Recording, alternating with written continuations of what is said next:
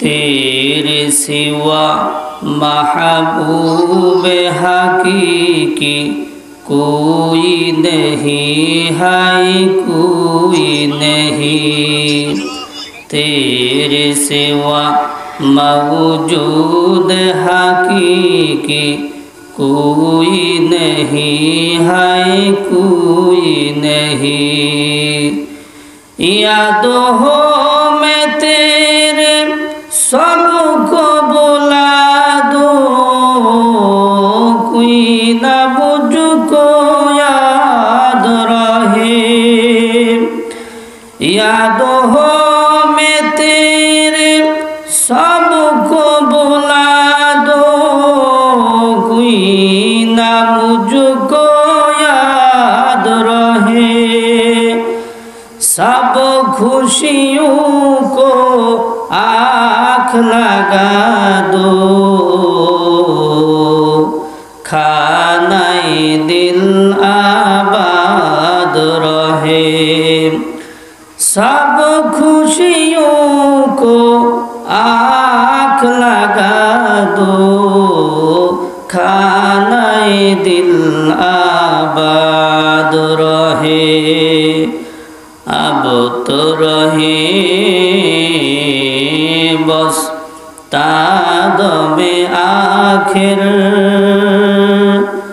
अब तो रहे बस तादमे आखिर।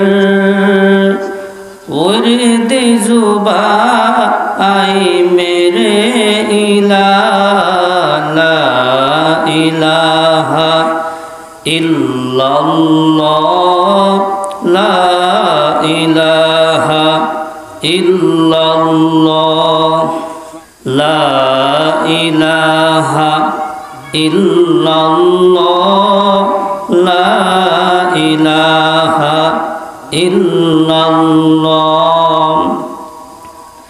दोनों जहां का मालिक अल्लाह, दोनों जहां का खालिक अल्लाह, सबका राज़िक़ एक अल्लाह। ला इलाहा इल्लल्लाह, ला इलाहा इल्लल्लाह, ला इलाहा इल्लल्लाह, ला इलाहा इल्लल्लाह। अव्वल आखिर है अल्लाह, ज़ाहिर बातिन है अल्लाह, हाफिज नासिर है अल्लाह। ला इलाहा इल्लल्लाह, ला इलाहा इल्लल्लाह, ला इलाहा इल्लल्लाहु मुहम्मदुर रसूलुल्लाह। मोहतरम हाजिरिन, एक नम्बर दायित्व हलो सन्तानरा जखन भूमिष्ठ होबे, सन्तानटा जखन এই পৃথিবীর আলো দেখবে, আমি অভিভাবক হিসেবে আমার এক নম্বর দায়িত্ব হলো সন্তানটা ভূমিষ্ঠ হওয়ার সাথে সাথে এই সন্তানের ডান কানে আজান, বাম কানে ইকামত দিয়ে দিতে হবে। সন্তান ছেলে হোক বা মেয়ে হোক, এই সন্তানের ডান কানে আজান, বাম কানে ইকামত দিতে হবে। যিনি আজান ইকামত দিবেন তিনি কিবলামুখী হয়ে দাঁড়াবেন। যখন আজান দিবেন তখন বাচ্চার চেহারাটা দক্ষিণ দিকে থাকবে, যখন ইকামত দেওয়া হবে বাচ্চার চেহারাটা উত্তর দিকে থাকবে। এটা আমি অভিভাবক হিসেবে আমার সর্বপ্রথম করণীয়। এই দায়িত্বগুলো আমরা অনেকেই পালন করি না। দেখা যায় সন্তানটা যখন এই পৃথিবীর আলো দেখে সর্বপ্রথম তার কানে যে আওয়াজগুলো দেওয়া হয় সেটা হলো হাউ মাউ কাউ কাউ, চিল্লা চিল্লির আওয়াজগুলো ঢুকিয়ে দেওয়া হয়। ভালোর কিছু আশা করা যায় না।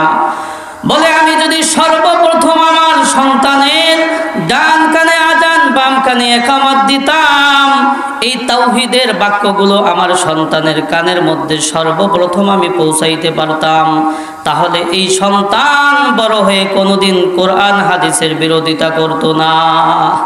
ঠিক। কারণ সর্বপ্রথম তার কানের মধ্যে আজানের শব্দগুলো ঢুকিয়ে দেওয়া হয়েছে, সর্বপ্রথম তার কানের মধ্যে ইকামতের শব্দগুলো ঢুকিয়ে দেওয়া হয়েছে, যেই শব্দগুলোর মধ্যে আল্লাহ তাআলার তাওহীদের কথা রয়েছে, রাসূলের কথা রয়েছে। বলে যারা সর্বপ্রথম সন্তানের কানে এই শব্দগুলো পৌঁছাইবে, আশা করা যায় এই সন্তান বড় হয়ে আল্লাহর রাসূলের বিরোধিতা করবে না। বর্তমানে বাউল আবুল সরকার কি বাজে কথা বলছে, কোরআন নিয়ে মশকরা করছে। ও সম্মানিত অভিভাবকবৃন্দ, আপনি খোঁজ নিয়ে দেখেন এই বাউল সরকার যখন এই পৃথিবীতে আসছে, আপনি খোঁজ নিয়ে দেখেন এই বাউল সরকারের ডান কানে আজান দেওয়া হয় নাই, বাম কানে ইকামত দেওয়া হয় নাই। বলে যেই সন্তানের ডান কানে আজান, বাম কানে ইকামতের শব্দগুলো তার কানে পৌঁছানো হবে, ওই সন্তান কোনোদিন আল্লাহর রাসূলের বিরোধিতা করবে না। এটা হাদিস দ্বারা প্রমাণিত। আন উবাইদিল্লাহ ইবনে আবি রাফিন আন আবিহি ক্বাল রাআইতু রাসূলুল্লাহি সাল্লাল্লাহু আলাইহি ওয়াসাল্লাম আযানা ফি উযুনিল হাসান ইবনে আলী হিনা ওয়ালাদাতহু ফাতিমাতু বিসসালাত। হযরত উবাইদুল্লাহ ইবনে আবি রাফি তার পিতা থেকে বর্ণনা করেন, তিনি বলেন যখন ফাতেমা রাদিয়াল্লাহু তাআলা আনহা হাসান রাদিয়াল্লাহু তাআলা আনহুকে প্রসব করলেন, তখন আমি আল্লাহর হাবিবকে নামাজের আজানের মতো তার কানে আজান দিতে দেখেছি। এটা সুন্নাত। এটা কি সুন্নাত? সর্বপ্রথম সন্তানদের কানে এই শব্দগুলো পৌঁছায়া দিতে হবে, সর্বপ্রথম, যাতে করে তাদের কানে কোনো বাজে শব্দ না যায়। বাজে শব্দ গেলে ভালোর কিছু আশা করা যায় না। হাদিসের মধ্যে আছে আন আবি হুরায়রা রাদিয়াল্লাহু আনহু قال قال رسول الله صلى الله عليه وسلم كل مولود يولد على الفطرة فأبواه يهودانه أو ينصرانه أو يمجسانه। হযরত আবু হুরায়রা রাদিয়াল্লাহু তাআলা আনহু থেকে বর্ণিত, সরকারে দু আলম বলেন প্রত্যেকটা সন্তান ভালো ফিতরাতের উপর জন্মগ্রহণ করে, অতঃপর তার পিতা তাকে ইহুদি বানায়, তার পিতা তাকে খ্রিস্টান বানায়, তার পিতা তাকে অগ্নিপূজক বানায়, তার পিতা তাকে জুয়াখোর বানায়, তার পিতা তাকে নেশাখোর বানায়, তার পিতা তাকে বেয়াদব বানায়। প্রত্যেকটা সন্তান ভালো ফিতরাতের উপর জন্মগ্রহণ করে। বলে যে হিন্দুর ঘরে জন্মগ্রহণ করেছে ও ভালো ফিতরাতের উপর জন্মগ্রহণ করেছে, যে ইহুদির ঘরে জন্মগ্রহণ করেছে ও ভালো ফিতরাতের উপর জন্মগ্রহণ করেছে। পরবর্তীতে তার মা বাবা ইহুদি, তাই সে ইহুদি হয়ে গেছে, তার মা বাবা হিন্দু, তাই সে হিন্দু হয়ে গেছে, তার মা বাবা জুয়াখোর, তাই সে জুয়াখোর হয়ে গেছে, তার মা বাবা ঘুষখোর, তাই সে ঘুষখোর হয়ে গেছে। ঠিক নেই? হ্যাঁ, হাদিসের মধ্যে আসছে সুস্পষ্ট হাদিস, প্রত্যেকটা সন্তান ইসলামের ফিতরাতের উপর জন্মগ্রহণ করে। তাইলে ও তো ভালো ফিতরাতের উপর জন্মগ্রহণ করছে, ও কেন কোরআন হাদিসের বিরোধিতা করে? ও কেন মা বাবার খেদমত করে না? বলে আমরা আমাদের দায়িত্ব যথার্থভাবে আদায় করি নাই। 2 নম্বর দায়িত্ব হলো সন্তানরা যখন ভূমিষ্ঠ হবে তাহনিক করাইতে হবে। তাহনিক কাকে বলা হয়? বলে কোনো বুজুর্গ আলেম ব্যক্তি বা সাধারণ মানুষ যারা 5 ওয়াক্ত নামাজ পড়ে, সুদ ঘুষের সাথে জড়িত না, এমন কোন ব্যক্তির মিষ্টি দ্রব্য কিছু চিবিয়ে ওই বাচ্চার মুখে লালা লাগাইয়া দেওয়া হাদিস দ্বারা প্রমাণিত। হযরত আসমা রাদিয়াল্লাহু তাআলা আনহা বলেন, আমি যখন আব্দুল্লাহ ইবনে জুবাইর রাদিয়াল্লাহু তাআলা আনহুকে গর্ভে ধারণ করলাম, এমন অবস্থায় আমি হিজরত করলাম যে আসন্ন প্রসবা, যে কোনো সবাই আমার গর্ভ হয়ে যাইতে পারে। তিনি বলেন যখন আমি হিজরত করে কুবায় বসলাম, ওই সময় আব্দুল্লাহ কুবাতে জন্মগ্রহণ করলো। আমরা তাকে আল্লাহর হাবিবের কাছে নিয়ে গেলাম। সরকারে দো আলম বলেন খেজুর আনো, খেজুর আনতে বললেন, খেজুর আনলে আল্লাহর হাবিব খেজুর চিবিয়ে এরপরে তার মুখে লালা লাগাই দিল। এটা সুন্নাত। এটা কি সুন্নাত? আমরা এই দায়িত্বটা কয়জনে করি? বলে সর্বপ্রথম যদি বাচ্চাটার মুখে এমন ব্যক্তির লালা যায় যেই ব্যক্তি সুদের সাথে জড়িত না, যেই ব্যক্তি ঘুষের সাথে জড়িত না, যেই ব্যক্তি মিথ্যা কথা বলে না, যেই ব্যক্তি অন্যায় কাজের সাথে জড়িত না, যেই ব্যক্তির কোনো নামাজ কাজা নাই, এমন ব্যক্তির লালা সর্বপ্রথম যদি বাচ্চার মুখে দেওয়া হয় তাহলে ভালো কিছুর আশা করা যায়। দেখবেন অনেক মায়েরা বছরকে বছর নামাজ পড়ে না, বিশেষ করে যখন শেষ সময় হয় তখনও অনেকেই নামাজ পড়ে না, বলে সর্বপ্রথম বাচ্চাকে স্তনের দুধ পান করায়। অনেক বাচ্চা এমন মায়ের দুধ পান করে যেই মায়ের বছরকে বছর নামাজ কাজা রয়েছে, তাইলে সর্বপ্রথম এমন একজন মায়ের দুধ সে পান করলো যে মায়ের অনেক নামাজ কাজা রয়েছে, যে মা পর্দা করে না, যে মা রোজা রাখে না। তাইলে ভালোর আশা কিভাবে আপনি করবেন? ভালোর আশা কিভাবে করবেন? তাহলে 2 নম্বর তাহানি করাইতে হবে। 3 নম্বর সন্তানটা যখন ভূমিষ্ঠ হবে তখন এই সন্তানের জন্য বরকতের দোয়া করতে হবে। আন আয়েশা রাদিয়াল্লাহু আনহা قالت كان النبي صلى الله عليه وسلم يؤتى بالصبيان فيدعو لهم। হযরত আয়েশা রাদিয়াল্লাহু তাআলা আনহা বলেন, যখন এই কোনো সন্তান ভূমিষ্ঠ হইত আমরা আল্লাহর হাবিবের কাছে নিয়ে যাইতাম, আল্লাহর হাবিব তাকে কুলে নিতেন, এরপর তার জন্য বরকতের দোয়া করতেন। এটাও আমরা করি না, এটাও আমরা কি করি না। 4 নম্বর সন্তানটা যখন ভূমিষ্ঠ হবে সন্তানের আকিকা করতে হবে। কি করতে হবে? আকিকা করতে হবে। আল্লাহর হাবিব বলেন ক্বালান নাবিয়্যু সাল্লাল্লাহু আলাইহি ওয়াসাল্লাম, ক্বালান নাবিয়্যু সাল্লাল্লাহু আলাইহি ওয়াসাল্লাম কুল্লু গুলামিন রহিকুন বিআকিকাতিহি তুজবাহু আনহু ইয়াউমা সাবিহি ওয়া ইউহলাকু রাসুহু ওয়া ইউসাম্মা। সরকারে দো আলম বলেন প্রত্যেকটা সন্তান সেও আকিকার সাথে আবদ্ধ, সুতরাং তার পক্ষ থেকে তার জন্মের 7ম দিন জবেহ করতে হবে, তার মাথা মুন্ডন করতে হবে, তার সুন্দর একটা নাম রাখতে হবে।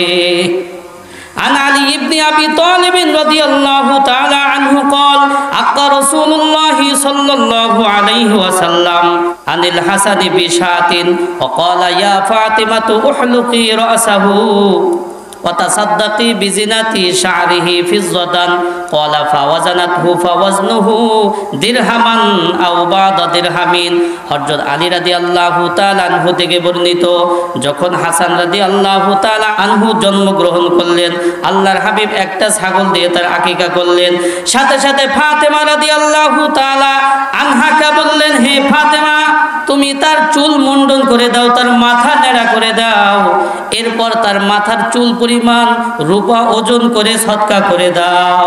ফাতেমা রাদিয়াল্লাহু তাআলা আনহা তাই করলেন। তার চুলের পরিমাণ ছিল 1 দিরহাম বা তার কাছাকাছি। এইটা আমরা অনেকেই করি না। কি করি না? চুল 7 দিনের দিন চুল কি করতে হবে? নেড়া করে এরপর চুলের ওজন করতে হবে রূপার পরিমাণ। ঠিক আছে, ওই পরিমাণ রূপা, চুল যতটুকু ওজন ওই পরিমাণ রূপা সদকা করতে হবে। এই দায়িত্বটা আমরা অভিভাবক কয়জনা পালন করছি? সব খালি সন্তানরাই পালন করব। আমরা কয়জনে কয়টা দায়িত্ব পালন করছি? তা আকিকা করতে হবে। কি করতে হবে? আকিকা করতে হবে সন্তানের। আকিকা কোন দিন করব এই ব্যাপারে 3টা রওয়ায়াত আছে। আল আকিকাতু তুজবাহু লি সাবঈন আও লি 14 আও লি 21।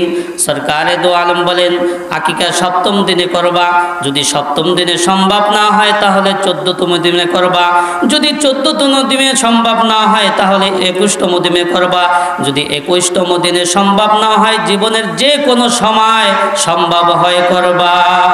আল্লাহর হাবিব নিজের আকিকা নিজে করছেন হিজরতের পরে প্রায় 50 বছর বয়স। কত বছর? 50 বছর। হিজরতের পরে নিজের আকিকা নিজে করছেন। তাইলে দেখা যায় ওই সময় না পারলে যে কোনো সময় কি আকিকা করতে হবে। এটা অভিভাবকের দায়িত্ব। আকিকা কয়টা ছাগল দেয়া করব? আন আয়েশা রাদিয়াল্লাহু আনহা আমারানা রাসূলুল্লাহ সাল্লাল্লাহু আলাইহি ওয়াসাল্লাম আনিল গুলামি শাতানে মুকাফিআতানে ওয়া আনিল জারিয়াতি শাতুন। হযরত আয়েশা রাদিয়াল্লাহু তাআলা আনহা থেকে বর্ণিত, আল্লাহর হাবিব বলেছেন ছেলে সন্তানের ক্ষেত্রে একই বয়সী দুইটা ছাগল দিয়ে আকিকা করতে হবে, মেয়ে সন্তানের ক্ষেত্রে একটা ছাগল দিয়ে আকিকা করতে হবে। একই বয়সী। অনেকে একেবারে কি করে ছোট ছাগল দিয়ে আকিকা করে না, কুরবানির বয়স হইতে হবে। কুরবানির বয়স 1 বছর। কুরবানির বয়স কি 1 বছর। ছেলে সন্তানের ক্ষেত্রে দুইটা ছাগল, নর মাদি কোনো সমস্যা নাই, নারী পুরুষ একটা দিলেই হয়। ছাগলের ক্ষেত্রে পুরুষ মহিলা কোনো সমস্যা নাই, নর মাদি সমস্যা নাই, একটা দিলেই হয়। যাদের সক্ষমতা আছে দুইটা ছাগল দিয়ে আকিকা করব, যাদের সক্ষমতা নাই ছেলে সন্তানের ক্ষেত্রে একটা ছাগল দিয়ে আকিকা করলো কি আকিকা হয়ে যাবে। আকিকার গোশত সবাই খেতে পারবে, ধনী গরিব ফকির মিসকিন সকলেই খেতে পারবে। আকিকার গোশত জবাই করে পুরাটা মানুষকে দিয়ে দেওয়া যাবে, বা রাইন্দাও খাওয়া যাবে, কিছু দেওয়া যাবে, কিছু রান্দা যাবে। আকিকার ক্ষেত্রে সব রকম সুযোগ সুবিধা কি আছে। তাহলে সন্তানটা যখন ভূমিষ্ঠ হবে, 4 নম্বর করণীয় হইল সন্তানের আকিকা করতে হবে। 5 নম্বর করণীয় হইল সন্তানের সুন্দর একটা নাম রাখতে হবে। আন ইবনে আব্বাস রাদিয়াল্লাহু আনহু ক্বালু ইয়া রাসূলুল্লাহ কদ আলিমনা হাক্কাল ওয়ালিদি ফামা হাক্কুল ওয়ালাদি ক্বালা আইয়ুহসিনা ইসমাহু ওয়া ইউহসিনা আদাবাহু। হযরত ইবনে আব্বাস রাদিয়াল্লাহু তাআলা আনহু থেকে বর্ণিত, সাহাবায়ে কেরাম বলতেছি ইয়া রাসূলুল্লাহ, ইয়া হাবিবাল্লাহ, আমরা পিতামাতার হক জানি। পিতামাতার জীবিত থাকা অবস্থায় 7টা হক, পিতামাতা মারা গেলে 7টা হক, কিন্তু আমাদের উপর সন্তানের হক কি সেটা জানি না। আল্লাহর হাবিব বলেন আইয়ুহসিনা ইসমাহু ওয়া ইউহসিনা আদাবাহু। পিতামাতার উপরে সন্তানের হক হইল সন্তানের সুন্দর একটা নাম রাখবে এবং আদব তরবিয়ার শিক্ষা দিবে। সুন্দর একটা নাম রাখবে, আদব তরবিয়ার শিক্ষা দেবে। আনকমান খুঁজতে খুঁজতে এমন নাম রাখি যে নামের কি হয় না, কোনো অর্থই হয় না।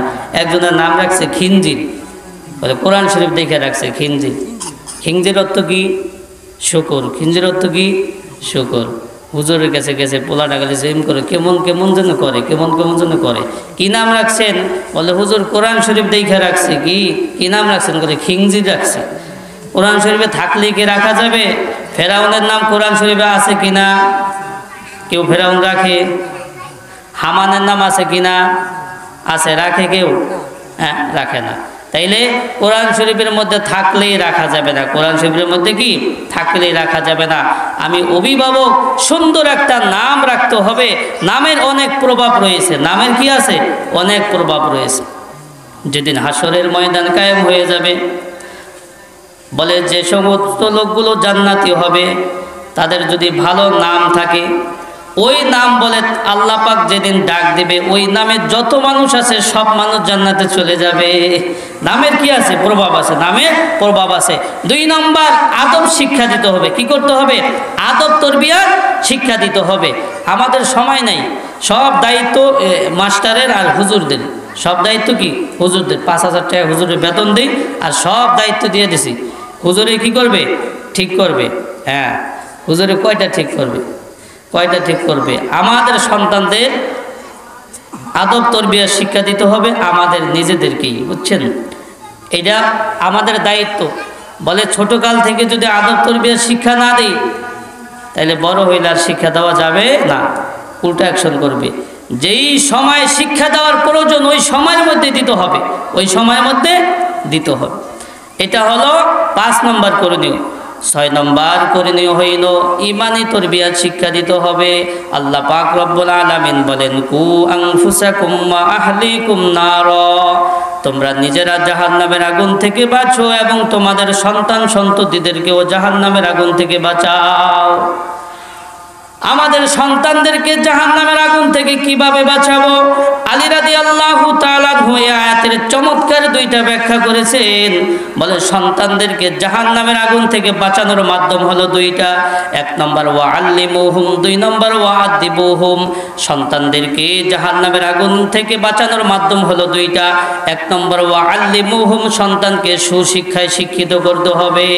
যখন সন্তানরা সুশিক্ষায় শিক্ষিত হবে, আল্লাহর পরিচয় পেয়ে যাবে, রাসূলের পরিচয় পেয়ে যাবে, জান্নাত জাহান্নামের কথা জানতে পারবে, পিতামাতার কি হক সেটা জানতে পারবে।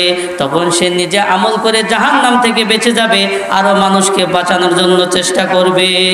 2 নম্বর ওয়াআদিবুহুম, সন্তানদেরকে আদব তরবিয়ত শিক্ষা দিতে হবে। যখন সন্তানটা আদববান হবে তখন এই সন্তান পিতামাতার সাথে বেয়াদবি করবে না, আশি-পড়শিদের সাথে, ওস্তাদদের সাথে বেয়াদবি করবে না। তাহলে সন্তানদেরকে জাহান্নাম থেকে বাঁচানোর মাধ্যম হলো 2টা। 1 নম্বর আল্লিমুহুম, সন্তানদেরকে সুশিক্ষায় শিক্ষিত করতে হবে। 2 নম্বর ওয়াআদিবুহুম, সন্তানদেরকে আদব তরবিয়ত শিক্ষা দিতে হবে। এই ডিসেম্বর মাস আসছে, ভর্তির সময়, সন্তানদেরকে 3টা বছর মাদ্রাসায় পড়ানো জরুরি, ফরজ। আমি বলি কি ফরজ। 3টা বছর যদি মাদ্রাসায় পড়ে, এরপর স্কুলে যায় 4র্থ শ্রেণীতে ভর্তি হলে সমস্যা নেই। তার প্রাথমিক যে একটা ধর্মীয় জ্ঞান এটা অর্জন হয়ে যায়। যেই সন্তান একবারে কোরআন শরীফ পড়বে, মাদ্রাসার বারান্দায় পাড়া দেবে, ওই সন্তান কোনোদিন কোরআন হাদিসের বিরোধিতা করবে না। এর অনেক প্রভাব রয়েছে। কি রয়েছে? অনেক প্রভাব রয়েছে। এই জন্য মাদ্রাসায় পড়লে পিছিয়ে যাবে বিষয়টা এরকম না। আপনি ডক্টর বানান, সমস্যা কি? 3টা বছর মাদ্রাসায় পড়ান, সহিশুদ্ধভাবে কি হবে? কোরআন শরীফ সে শিখতে পারবে, প্রাথমিক যে ধর্মীয় জ্ঞান সেটা সে অর্জন করতে পারবে। বলে মসজিদে তো পড়ে, মসজিদে 50 জন ছাত্র, 50 জনের পড়া 50 জায়গায়, কিভাবে শিখবো? কিভাবে শিখবো? মাদ্রাসায় একটা সিস্টেম আছে, এক ক্লাসের পড়া সবার এক জায়গায়, ঠিক না? সবার এক জায়গায় একটা সিস্টেম অনুযায়ী পড়ানো হয়। কিন্তু মসজিদের আপনার 50 জনের পড়া 50 জায়গায়, অতএব হুজুর ওইভাবে পড়াইতে পারে না। এই জন্য মসজিদের পড়া শুদ্ধও হয় না। শুদ্ধ কি হয় না? বুঝাচ্ছে? আপনারা তো ছোটোকালে মসজিদে পড়ছেন, কয়জনে কোরআন শরীফ শুদ্ধ করে পড়তে পারবেন? হ্যাঁ, এখনো বলে যে মসজিদে পাঠাই আমার ছেলেরে, কোরআন শরীফ পরিপূর্ণভাবে শুদ্ধ করে পড়তে পারে না কিনিকা। আপনারা তো পড়ছেন, আপনারা পড়ছেন না? ঠিক আছে, তাহলে সম্ভব না। কারণ কি বলে, সবার পড়া তো এক জায়গায় না, সবার পড়া এক জায়গায় না, এক একজনের পড়া এক এক জায়গায়। যার কারণে যে যেভাবে পারে পড়ে, হুজুরে যতটুকু সম্ভব 1 ঘন্টার মধ্যে পড়াই দেয়, 1 ঘন্টার মধ্যে পড়াই দেয়। তাহলে সন্তানদেরকে জাহান্নামের আগুন থেকে বাঁচানোর মাধ্যম হলো 2টা। 1 নম্বর ওয়াআল্লিমুহুম, 2 নম্বর ওয়াআদিবুহুম, সন্তানদেরকে সুশিক্ষায় শিক্ষিত করতে হবে। 2 নম্বর আদব তরবিয়ত শিক্ষা দিতে হবে। ধর্মীয় তরবিয়াতের মধ্যে শ্রেষ্ঠ তরবিয়াত হলো নামাজের তরবিয়াত। আল্লাহর হাবিব বলেন, ক্বালান নাবিয়্যু সাল্লাল্লাহু আলাইহি ওয়াসাল্লাম, ক্বালান নাবিয়্যু সাল্লাল্লাহু আলাইহি ওয়াসাল্লাম, মুরু আওলাদাকুম বিস-সালাতি ওয়া হুম আবনাউ 7 সিনিন ওয়াজরিবুহুম আলাইহা ওয়া হুম আবনাউ 10 সিনিন ওয়া ফাররিকু বাইনাহুম ফিল মাযাজি'। সরকারে দো আলম বলেন, যখন সন্তানের বয়স 7 বছর হয় তখন সন্তানকে নামাজের জন্য নির্দেশ দাও। যখন সন্তানের বয়স 10 বছর হয় তখন তাকে নামাজের জন্য পিটি দাও। যখন সন্তানের বয়স 10 বছর হয় তখন বিছানাকে পৃথক করে দাও। 7 বছর বয়সে নামাজের জন্য নির্দেশ দিতে বলছে, আমরা তো নিজেরাই পড়ি না, তাহলে নির্দেশ দিম কিভাবে? নির্দেশ দিম কিভাবে? আর এই সন্তান ভালো হবে কিভাবে? আমার খেদমত কিভাবে করবে? 10 বছর বয়স হলে নামাজের জন্য পিটি দিতে হবে। কত কিছুর জন্য তো পিটি দিলাম, শাসন করলাম, কেউ আজ পর্যন্ত বলতে পারে নাই আমার সন্তানটা নামাজ পড়ে নাই আর এর জন্য আমি তাকে পিটি দিছি। এরকম পাওয়া খুবই মুশকিল, খুবই কি মুশকিল। এবং 10 বছর বয়স হলে বিছানাকে পৃথক করে দিতে হবে, এক খাটে শোয়া যাবে না। বাবা ছেলে যদি এক খাটে থাকে, অবশ্যই এই বয়স হইলে মধ্যে কুল বালিশ থাকতে হবে। আর 10 বছর বয়সী মেয়ে আর বাবা মধ্যে কুল বালিশ দিলেও এক খাটে থাকার অনুমতি ইসলাম দেয় নাই, ভিন্ন খাটে থাকতে হবে। ভিন্ন খাটে কি থাকতে হবে? ইসলামের বিধানের মধ্যে ফায়দা আছে। কি আছে? ফায়দা আছে। তাহলে সন্তানের বয়স যখন 10 বছর হবে তখন নামাজের জন্য পিটি দিতে হবে।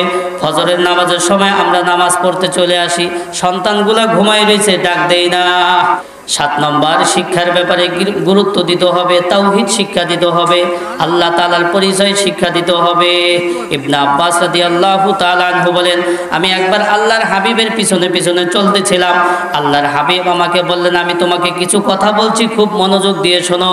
হে ইবনে আব্বাস, তুমি আল্লাহ তাআলার বিধিবিধানের প্রতি লক্ষ্য রাখবে, আল্লাহ তাআলা তোমার প্রতি লক্ষ্য রাখবেন।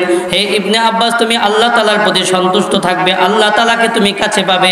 হে ইবনে আব্বাস, তোমার যদি কোনো কিছু চাওয়ার প্রয়োজন হয় তাহলে তুমি আল্লাহ তাআলার কাছে চাবে। আর জেনে রাখো দুনিয়ার সব মানুষ যদি তোমার কোনো উপকার করতে চায় তাহলে অতটুকুই পারবে যতটুকু আল্লাহ তাআলা তাকদিরে লিখে রেখেছেন। আর দুনিয়ার সব মানুষ মিলে যদি তোমার ক্ষতি করতে চায় তাহলে ওই পরিমাণে পারবে যেটা আল্লাহ তাআলা তাকদিরে লিখে রেখেছেন। এই ভালো কথাগুলো শিক্ষা দিতে হবে। তাহলে ভালো মন্দ কে করে? আল্লাহ করে। ভালো মন্দ কে করে?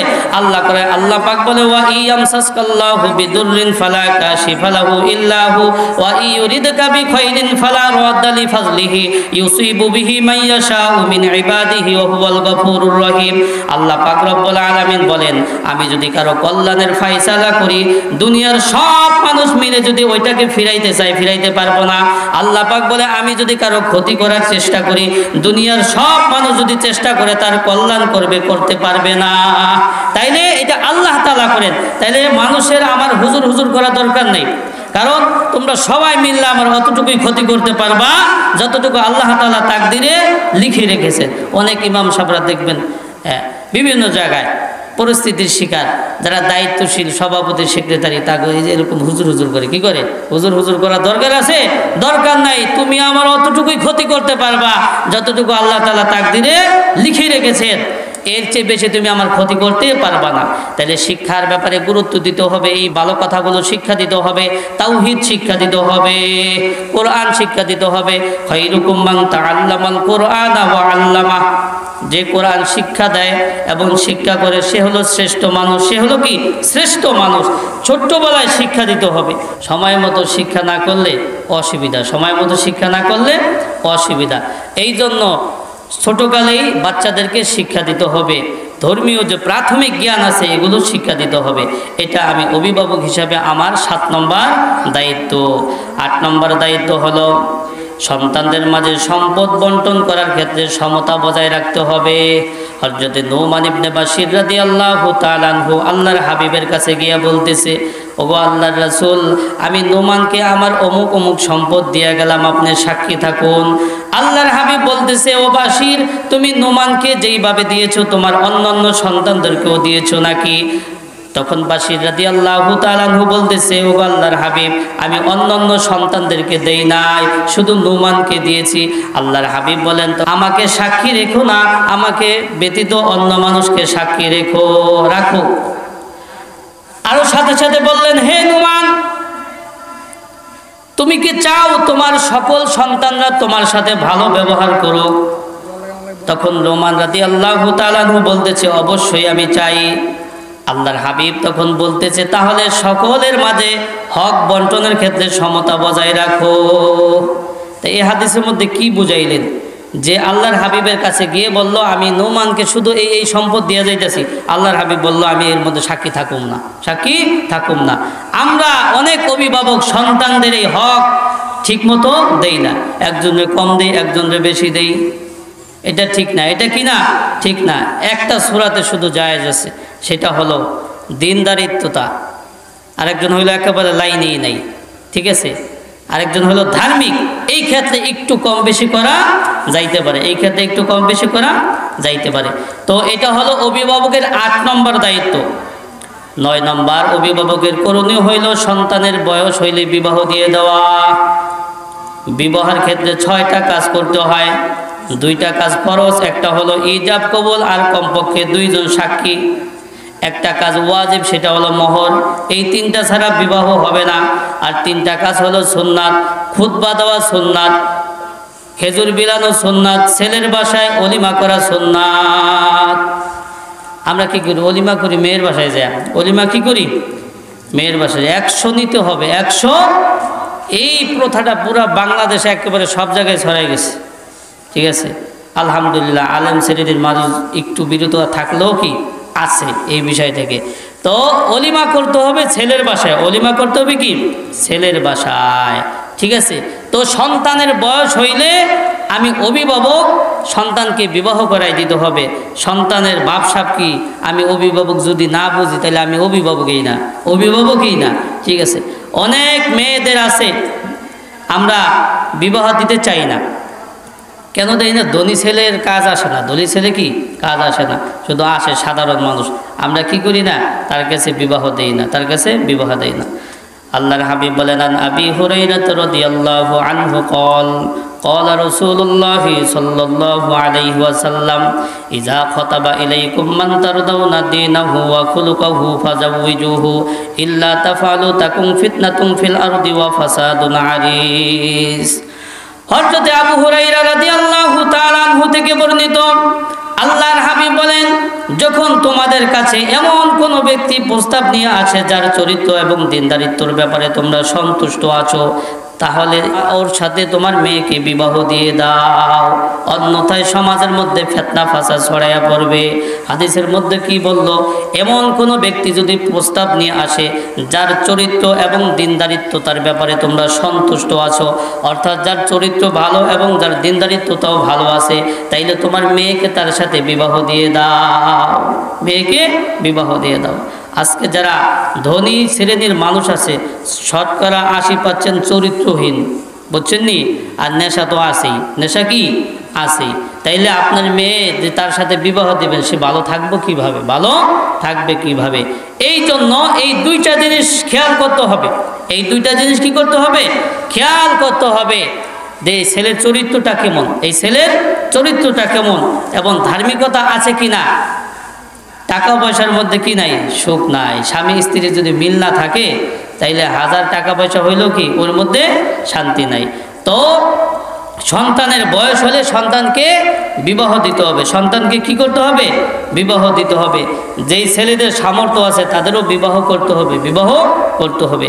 আল্লাহর হাবিব বলেন, ক্বালান নবী সাল্লাল্লাহু আলাইহি ওয়াসাল্লাম, ইয়া মাশারাশ শাবাব মান ইসতাতাআল বাআতা ফালইয়াতাজাওয়াজ ফাইন্নাহু আগাজ্জু লিল বাসার ওয়া আহসানু লিল ফারাজ ওয়া মান লাম ইসতাতি ফাআলাইহি বিসসাওম। আল্লাহর হাবিব যুবক সম্প্রদায়কে ডেকে বলে, হে যুবক সম্প্রদায়, তোমাদের যাদের সামর্থ্য আছে তোমরা বিবাহ করো। বিবাহের মাধ্যমে দুইটা ফায়দা হয়, এক নম্বরে চক্ষু শীতল হয়, দুই নম্বর লজ্জা স্থান হেফাজতে থাকে। অমাল্লাম ইস্তাতি ফালাইহি বিসওম, আর যার সামর্থ্য নাই তুমি বিবাহ করিও না। তোমার জন্য বিকল্প রাস্তা হইল রোজা। রোজার মাধ্যমে তুমি তোমার শাহওয়াতকে নিয়ন্ত্রণ করো। তোমার সামর্থ্য নাই, তুমি বিবাহ করে একটা মেয়ের জীবনকে নষ্ট করিও না। তো 9 নম্বর করণীয় হইল সন্তানের বয়স হলে বিবাহ দেওয়া। 10 নম্বর করণীয় হইল বিবাহের ক্ষেত্রে উত্তম নির্বাচন করা। ছেলে পছন্দ করে একজনরে, পিতামাতা আনে আরেকজনরে, যার কথা সুখ হয় না, কি হয় না, সুখ হয় না। 4টা জিনিস দেখে বিবাহ করতে হবে। আন আবি হুরায়রা রাদিয়াল্লাহু আনহু قال قال رسول الله صلى الله عليه وسلم تنكح المرأة لأربعين لمالها ولجمالها ولحسبها ولدينها فاظفر بذات الدين। হযরত আবু হুরায়রা রাদিয়াল্লাহু তাআলা আনহু থেকে বর্ণিত, আল্লাহর হাবিব বলেন 4টা জিনিস দেখে বিবাহ করতে হবে। 1 নম্বর সম্পদ দেখে বিবাহ করতে হবে, 2 নম্বর সৌন্দর্য দেখে বিবাহ করতে হবে, 3 নম্বর বংশ দেখে বিবাহ করতে হবে, 4 নম্বর দিনদারিত্বতা দেখে বিবাহ করতে হবে। ফাজফার বিজাতি দিন, তবে দিনকে প্রাধান্য দিতে হবে। অর্থাৎ প্রথম 3টা যদি নাও থাকে, দিনদারিত্বতা থাকে তাহলে চলবে। আর যদি প্রথম 3টা থাকে, দিনদারিত্বতা ধার্মিকতা যদি না থাকে, এটা চলবে না। এর দ্বারা ভালো কিছু হবে না, এর দ্বারা কি হবে না, ভালো কিছু হবে না। ফাসফার বিজাতি দিন, দিনকে প্রাধান্য দিতে হবে। আজকে সমাজে অধিকাংশ যুবক আসল যেইরা ওইটাকে বাদ দিয়া দিচ্ছে, ওইটার কি করছে, বাদ দিয়া দিচ্ছে। আর নকল 3টা নিয়ে কি করে বিবাহ করে, দেখে সৌন্দর্য আসে কিনা, হ্যাঁ, ধন সম্পদ আছে কিনা, এরপর বড় বংশের কিনা, এই 3টা। অথচ আল্লাহর হাবিব বলেছেন ফাসফার বিজাতি দিন, তুমি দিনকে প্রাধান্য দাও, দিনকে প্রাধান্য দাও। অবশ্যই ধার্মিকতা থাকতে হবে। গাছ ভালো তো ফল ভালো, গাছ ভালো তো ফল ভালো। মা যদি ভালো না হয়, এর ভালো সন্তান আসবে কোথা থেকে? ভালো সন্তান ওই থেকে আসবে, ভালোর কিছু আশা করা যায় না। 11 নম্বর করণীয় হইল সন্তানদের ভরণ পোষণ ঠিক মতো আদায় করতে হবে। আল্লাহর হাবিব বলেন, ক্বালান নবী সাল্লাল্লাহু আলাইহি ওয়াসাল্লাম কাফা বিল মারই কাযিবান আইয়ুদাইয়া মাইয়াকুত। আল্লাহর হাবিব বলেন, একজন মানুষ গুনাহগার হওয়ার জন্য এতটুকুই যথেষ্ট যে সে তার অধীনস্থদের রিজিক নষ্ট করে, অধীনস্থদের রিজিক নষ্ট করে।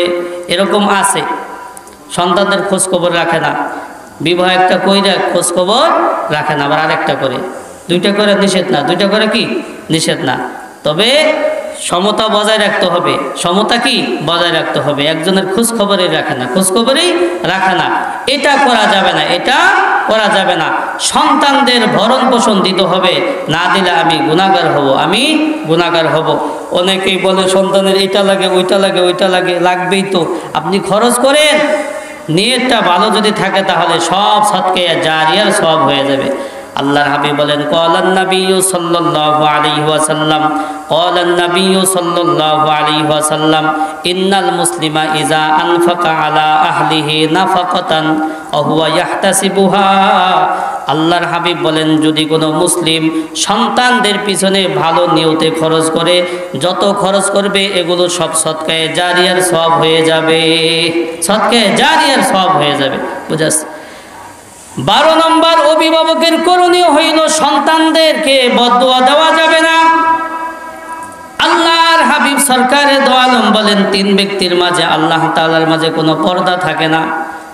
একজন হইল মা বাবা, আরেকজন হইল মুসাফির, আরেকজন হইল মজলুম ব্যক্তি। বলে মা বাবা যদি সন্তানের জন্য ভালো দোয়া করে এটাও সাথে সাথে কবুল হয়ে যায়, কারণ মধ্যে কোনো দেয়াল নাই, পর্দা নাই। মা বাবা যদি সন্তানের জন্য খারাপ দোয়া করে এটাও সাথে সাথে কবুল হয়ে যায়। মা বাবা যদি সন্তানের জন্য ভালো দোয়া করে এটাও সাথে সাথে কবুল হয়ে যায়। আল্লাহর হাবিব বলেন ক্বালান নাবিয়্যু সাল্লাল্লাহু আলাইহি ওয়াসাল্লাম, ক্বালান নাবিয়্যু সাল্লাল্লাহু আলাইহি ওয়াসাল্লাম, লা তাদউ আলা আনফুসিকুম ওয়া লা তাদউ আলা আওলাদিকুম ওয়া লা তাদউ আলা খাদামিকুম ওয়া লা তাদউ আলা আমওয়ালিকুম। সরকারে দো আলম অভিভাবকদেরকে সম্বোধন করে বলেন হে অভিভাবকরা, তোমরা নিজেদের ব্যাপারে বদদোয়া করো না, তোমাদের সন্তানদের ব্যাপারে বদদোয়া করো না, তোমাদের খাদেমদের ব্যাপারে বদদোয়া করো না, তোমাদের ধন সম্পদের ব্যাপারে বদদোয়া করো না। মা বাবা ভালো দোয়া করলেও কবুল হয়ে যায়, খারাপ দোয়া করলেও কি কবুল হয়ে যায়। সাবধান সাবধান, যাদের মা বাবা জীবিত আছে কোনোভাবে যেন আমার আচরণের দ্বারা তার থেকে বদদোয়া চলে না আসে, খেয়াল রাখতে হবে। আসলে আর এই অবস্থায় যদি মা বাবা চলে যায় দুনিয়া থেকে, আমি যদি মাপ না চেয়ে নিতে পারি তাহলে আমার উপায় নাই, তাহলে আমার উপায় নাই। আল্লাহর হাবিব সরকারে দো আলম একবার কোথাও যাচ্ছিলেন, হঠাৎ করে সামনে একটা কবর দেখতে পেলেন, যেই কবরের মধ্যে আযাব হইতেছিল, এক যুবকের কবর। আল্লাহর হাবিব খোঁজ নিলেন এই কবরটা কার এবং তার কে জীবিত আছে। খোঁজ নিয়ে দেখলেন অমুক এলাকার, বলে তার মা জীবিত আছে। আল্লাহর হাবিবের বুঝতে বাকি নাই, নিশ্চয়ই এই মায়ের সাথে বেয়াদবি করেছে। আল্লাহর হাবিব ওই মাকে বলল, সম্মানিত মা, তোমার সন্তানের কবরে আযাব হইতেছে, মনে হয় তোমার সাথে খারাপ আচরণ করেছে, তুমি তোমার সন্তানকে ক্ষমা করে দাও। মা চোখের পানি ছেড়ে দিয়ে ক্রন্দন করে ফেললেন। মা বলতেছে এই সন্তানকে আমি কখনো ক্ষমা করব না, এই সন্তান যেই ব্যাত দিয়ে আমাকে আঘাত করেছে এখন এই ব্যাতের দাগ আমার পিঠে আছে, এই সন্তানকে আমি ক্ষমা করব না। আল্লাহর হাবিব অনেকভাবে বোঝানোর চেষ্টা করলেন কিন্তু সে বুঝতেছে না। এবার আল্লাহর হাবিব আল্লাহ পাকের কাছে দোয়া করলেন, ওগো রব্বুল আলামিন, এই কবরের আযাব আমাকে যেইভাবে দেখাইছেন আল্লাহ এই মাকেও একটু দেখাইয়া দেন। আল্লাহ পাক রব্বুল আলামিন দোয়া কবুল করলেন। ওই কবরের আযাব আল্লাহ পাক রব্বুল আলামিন ওই মাকে দেখাইলেন। মা কবরের আযাব দেখার সাথে সাথে মায়ের অন্তরটা নরম হয়ে গেল, দিলটা নরম হয়ে গেল, সাথে সাথে মা তাকে ক্ষমা করে দিলেন। আল্লাহর হাবিব বলেন ওই মা ক্ষমা করতে দেরি, তার কবরের আযাব মাফ হইতে দেরি নাই। এই জন্য সন্তানের ধারা যদি মা বাবা কষ্ট পায় আর এই অবস্থায় মা বাবা দুনিয়া থেকে বিদায় নেয় তাহলে আমাদের উপায় নেই। তো মুহতারাম হাজিরিন, বলতেছিলাম আমরা যারা অভিভাবক আমাদের সন্তানদের ওপর 12টি করণীয় রয়েছে। 1 নম্বর করণীয় হইল সন্তানটা যখন ভূমিষ্ঠ হবে এই সন্তানের ডান কানে আজান, বাম কানে ইকামত দিতে হবে। 2 নম্বরে তাহনিক করাইতে হবে। 3 নম্বরে এই সন্তানের জন্য বরকতের দোয়া করতে হবে। 4 নম্বর সন্তানের আকিকা করতে হবে। 5 নম্বর সন্তানের সুন্দর একটা নাম রাখতে হবে, আদব তরবিয়া শিক্ষা দিতে হবে। 6 নম্বর সন্তানকে ধর্মীয় জ্ঞান শিক্ষা দিতে হবে। 7 নম্বর সন্তানের শিক্ষার ব্যাপারে গুরুত্ব দিতে হবে। 8 নম্বর সম্পদ বন্টনের ক্ষেত্রে সমতা বজায় রাখতে হবে। 9 নম্বর সন্তানের বয়স হলে হলে বিবাহ দিতে হবে। 10 নম্বর, বিবাহের ক্ষেত্রে চাপাচাপি করা যাবে না, উত্তম নির্বাচন করতে হবে। 11 নম্বর, সন্তানের ভরণ পোষণ ঠিক মতো আদায় করতে হবে। 12 নম্বর, সন্তানের জন্য কোনো সময় বদদোয়া করা যাবে না, কারণ বদদোয়া করলে লেগে যাবে।